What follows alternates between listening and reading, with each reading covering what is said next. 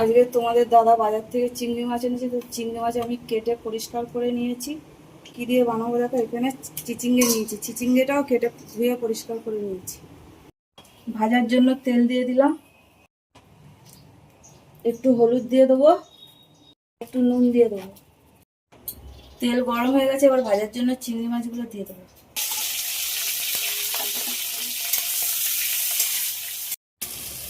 চিংড়ি মাছগুলো ভাজা হয়ে গেছে, এবার উঠিয়ে নেবো। চিংড়ি মাছগুলো খুব ভালো করে ভেজে নিয়েছি। দিয়ে দেবো তেল। তেল গরম হয়ে গেছে, ফোড়নে দেবো 5 ফোড়ন, আর দিয়ে দেবো পেঁয়াজ আর থেতো করা রসুন।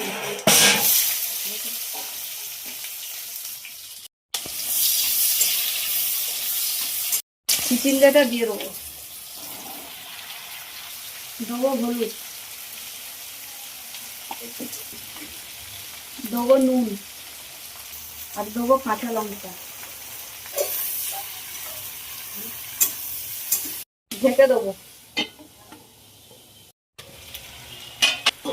এবার দিয়ে দেবো ভেজে রাখা চিংড়ি মাছটা, দিয়ে আবারও নেড়ে দেবো,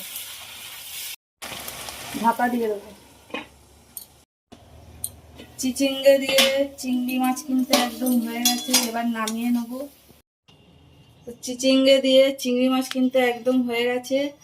তো তোমাদের যদি আমার ভিডিওটা যদি ভালো লাগে, লাইক করো, কমেন্ট করো, শেয়ার করো। আর তোমরা সবাই ভালো থেকো, টাটা।